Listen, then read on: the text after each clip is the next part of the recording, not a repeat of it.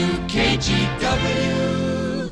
The different generations that I'm considering is when I first started listening. I don't even remember who was in middays before you. Was that Dan Foley or somebody, or I can't remember now. No, it was and I never met him.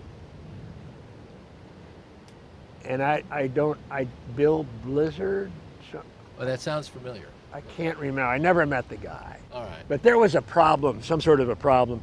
And after he came to KGW, as I understood, he decided he would rather do production. Oh, okay. And he didn't want to be on the air. Now, KGW had Gordy Miller. Let's talk about. They Gordy. don't, I will, but they don't need somebody else in production when Yeah, they've exactly. got Gordy Miller. Yeah. And this fellow in middays was insistent, and they gave him an ultimate. I mean, it was really hard to lose your job at KGW. Yeah. They did not cut people loose unless you almost had to like commit a felony. But he was insistent. He didn't want to be on the air. He wanted to do production, and they said it's not going to happen. So he left, and all of a sudden it was open. Yeah. And Well, the one job opening that gave me the part-time one, according to my understanding, it might have almost been a felony. I think, we would go down to Ron Sato, the business manager at the time, and I got to do a giveaway. I'm giving away $1,000. All right, sign here. All right, It gives you $1,000 in cash. that's right. They just handed And it of out course- to us. Yeah. Of course, I didn't know Ron's sense of humor at the time, but it was, if you don't account for all of it, I'm going to come and get you. That kind of stuff.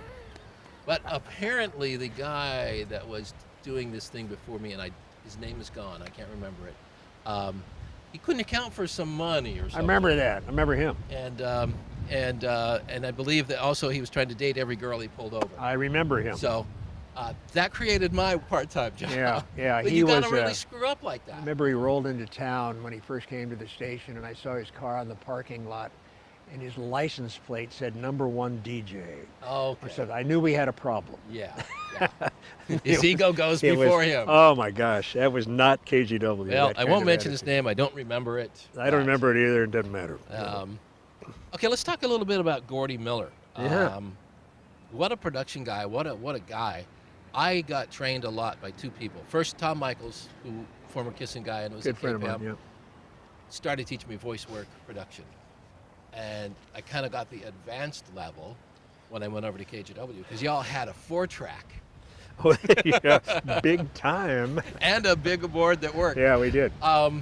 Gordy took me under his wing in a lot of that area too. Talk about your time with Gordy. Gordy and I, Gordy was the one person on the staff that I socialized with outside the station.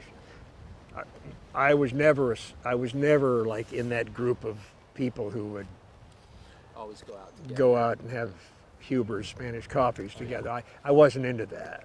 I wasn't into any of that. And so as a result, I didn't spend a lot of time with many people at the station other than work time. And but Gordy and I spent a lot of time together. And he and his wife and Barb and I would have dinner and go to movies and do stuff like that. Gordy was big into movies. Yeah, did you go to the movies at his house? Yes, I did. Yes. Of course, he had his own theater there. I certainly did. And he was one of the truly nicest people. We had a lot of nice people there, but he was one of the just a solid citizen. He was a good guy and incredibly talented and very calm. Did you ever see Gordy really mad? Only in private between us, he'd share frustrations because we got close. But no, not generally. He was a pretty focused guy. I remember when he was gaining a lot of weight, and he started swimming, and he would swim every day. He would then go you out go- to the rec center and And then you go, where's Gordy? Gordy's swimming. He's standing sideways. I can't see him. But boy, did it work. Yeah, He sure took did. off so much weight, and he kept it off. Yeah. But I remember how he stayed so focused on that, and when he was really dedicated, he would swim lap after lap after lap, and but he was so talented He really, I remember, he would not send anything down the line that wasn't perfect or as good as it could be. Yeah. If there was a fumble, a bump, if there was anything wrong with a spot, we'd redo it. Yeah. Exactly. Because he would not, nothing went out of his production room that wasn't up to our standards, and our standards were so high. They were very high. And that's what he was like. But he also had fun. I remember every Christmas, I'm sure every station in the country would sell greetings, Oh, you yeah. know, so that on Christmas Day and New Year's Day, when they weren't doing their normal programming, they would say, you know, the employees at Fred Meyer would like to wish you and your family a very Merry Christmas. Exactly. You know, and you know, but someone had to record all of those, and we had a bajillion of those. So Gordy and Harper and I would go into the production room, and we'd sit around this table. We had a bottle of Jack or something in the middle of the table. And we'd have all of these pages of these things to record. And so we would record one. And as soon as you recorded it and got it done, you'd take the bottle and have a little shot. And it went around the table and we'd do The this. Christmas spot game. It was, and that's how we got through doing the Oh, yeah. the greetings. I just thought the world of Gordy. Yeah. And then he left, and I forget the timing. Oh, that's right. Because everything at the station was changing. And did Yeah. he go to KXL, KEX? I can't remember where he went to for a He went to while. KXL, KXL. Okay. and that's where he was when he passed. Yeah. Yeah, he was a wonderful guy. Well, yeah. I owe him for my Portland voiceover career. He got Fred Meyer for me, Did he? and I did pretty well during the Fred Meyer. Well, days. that's great. Yeah. When Michaels passed away, Yeah. you You know, know, we've lost a lot of people, and one of the reasons I wanted to do this, is because I think it was, of all people, I think it was Dave Rogaway who was talking about how many of the Kissin' Jocks are gone. sure. And I was looking at some documentaries, thinking we have a story to tell, and most of us are still here, and so that kind of was a catalyst for this. And I got to get it finished here sometime. You do, next because year. we're dropping. I really become alarmed, even this last year, how many people, Yeah. who aren't that old. I mean, Tom Parker was 65, Just a few years older. Than me. Yeah. something like that, 65. I met you when I was 22. You were 22 when you met me When I started working there, I think it was 22, somewhere right around there. Maybe at 22. KGW. I'm 60 and I'm going to be 61. I'm a couple, 3 weeks away from 70. Try that There on. you go. Who's the? Oh, I almost John Erickson. Let's talk about you and John Erickson and mornings and friendship and. Yeah, all of that. John is like a brother to me. John is, he is such a sincere, professional, solid, good person, and so devoted to his craft. Yeah. He's the consummate radio newsman. I know of no one. Do you see he's still writing things on Facebook? Oh, he does Every his morning? the dripster. Yeah, Yeah, the yeah, dripster, the daily yeah. drip. Yeah, he's. We have dinner occasionally. In fact, we're going to have dinner as soon as I get back. John rolled into town from Denver in 1970. When was it? 74, 70? I can't remember. Yeah. And he was a bit hippied. You know, but some of that he's never lost. I wasn't around then. He was driving a Volkswagen, for crying out loud. Yeah. Anyway, he rolled in and took over the news department and did such a great job, and became my on-air partner. John and I were together between the two stations. John and I were together for almost 30 years. And John and I have never had an argument, Yeah. never had a problem. It's just an amazing partnership. Um, Off the air, we had no relationship at all at KGW. I remember you saying, "Yeah, we don't socialize." We But don't you, socialize at all. but you came together during those 4 hours. Yeah. Well, the reason we didn't socialize was because since the whole show was ad lib, we scripted nothing. Yeah. And we always felt that if we spent time off air together, we'd burn material that we should save for on air. So for that, I mean, literally for that reason, we didn't hang together at all. We had one dinner at each other's house in those Yeah. 10 years at KGW. I learned a little of that from you because I've always remembered that you had said that was one of the reasons. Now I'm doing mornings. I have a morning partner. Her name is Brandy. I don't script anything either. Everybody says I prep a little bit, but I don't script. I go, Sure. hey, there's a great thing we want to share. You shared a lot personally and Oh, different I things talked that- about everything. I really did. I talked and about everything. I have to tell you, what I'm doing now, I learned that from you. Yeah. Because I would hear you, and part of what we do in Christian radio now is we're more about sharing what's going on or pointing out people who are doing great things. And My explain your- my feeling. I had the advantage as I both at both stations of trying to. I was reaching an audience that was living life at about the same stage as I was.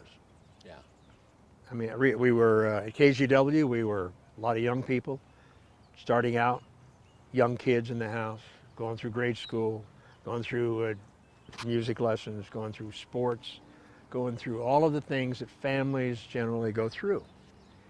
And so I thought, and I still continue to think, that the best way to reach them is to talk about those things, because if they can relate to you, and if they can feel like you actually are just a voice on the radio, but somebody who's actually sharing their life experiences, then that will bond you even tighter with your audience. And plus, I didn't know how else to do my show. That was just a natural way for me to do it. Yeah. So when I was coaching sports with my kids, or when we were going through the birth of our kids, or our graduations, or our kids' weddings later on, I talked a lot about that stuff, and people really could relate. yeah, And I did it literally like I'm doing it with you right now. I would just talk about it. We would find humor in a lot of things and do that, but I didn't read anything. I didn't script anything. It was like a one-way conversation, a dialogue with one person talking. Behind the scenes here, you see my two daughters. I see them, Adult yeah. daughters now. They weren't here when you were younger. Not back in the day. Their teachers Really? would say, "Oh, so Oh, I thought you said heard-" their teachers. No, I thought you were no, going to they're stop not there. teachers. But Really? when they were in school, Yes. their teachers would say things like, "Well, I heard you did this today," or "I heard." Oh, did yeah. your kids ever? Did they get some of that? Well, sure. And our daughter, I think, thought it was just fantastic. She reveled in it a bit. Our son, on the other hand, did not want anything to do with it. He really didn't. Yeah. And except the occasional concert ticket that he wanted to see. Yeah, But right. other than that, he was really like, I didn't want much to do with what I did for a living. Yeah. Mine are sort of okay with it, unless I embarrass see the face. Sort of okay. Sort of, with there's it, sort of so, being the yeah. key word there, yeah.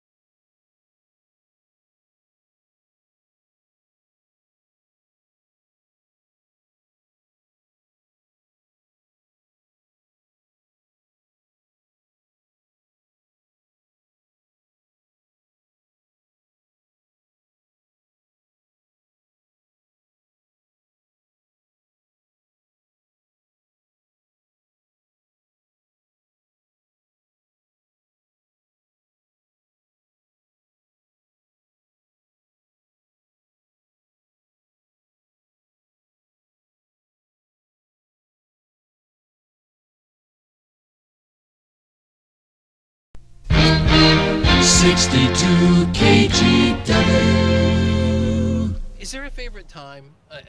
I'm just thinking a favorite part of the era that you were there, a favorite promotion, most fun promotion, something that was.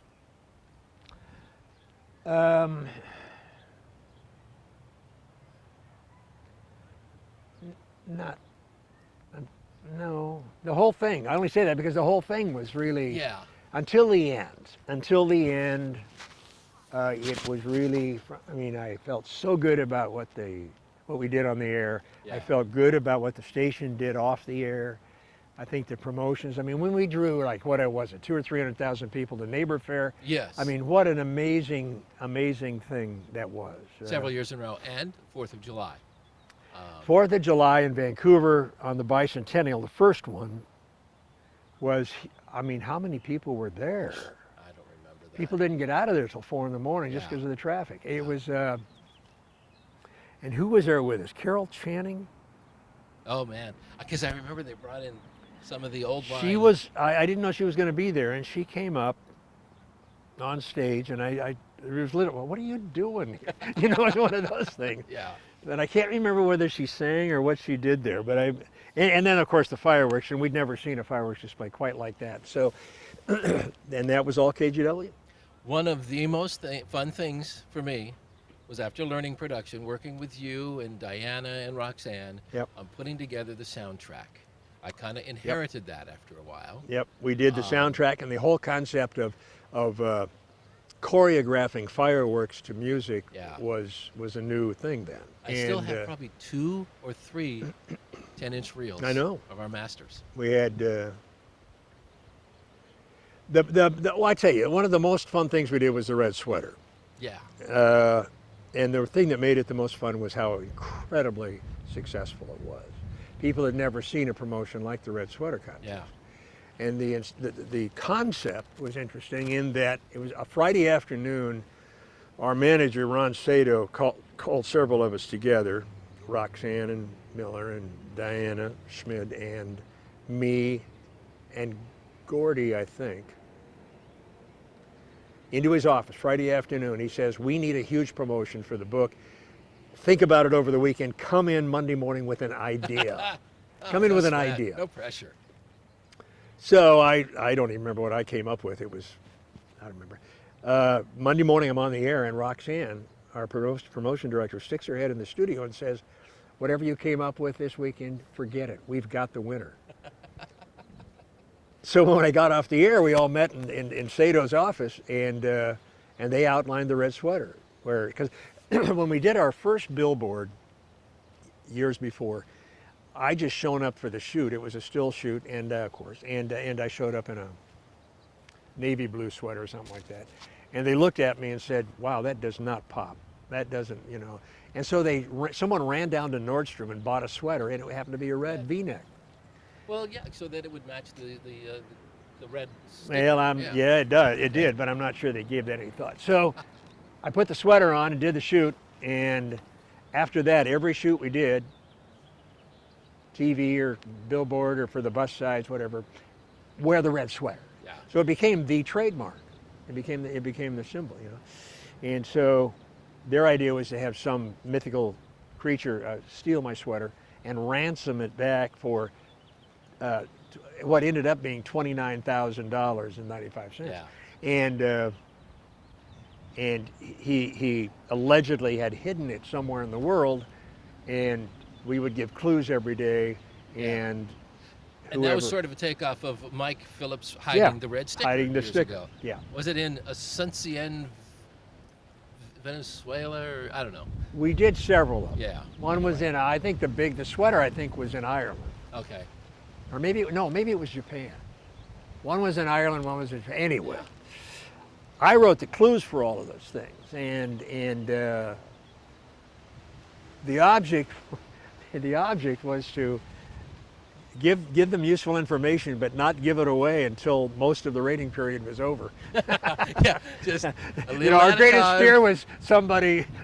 It's a legal contest. It's just we're going to make it as long as possible. It's a 4-week contest, and on the third day, someone says, "Limerick, Ireland, by any chance?" Oh no, you know, and it's all that money. Well, you know that never happened. You know, our other radio station that we grew up listening to had a very serious problem because they did it illegally. I Do you understand know that that, old yes, story I- about the camper?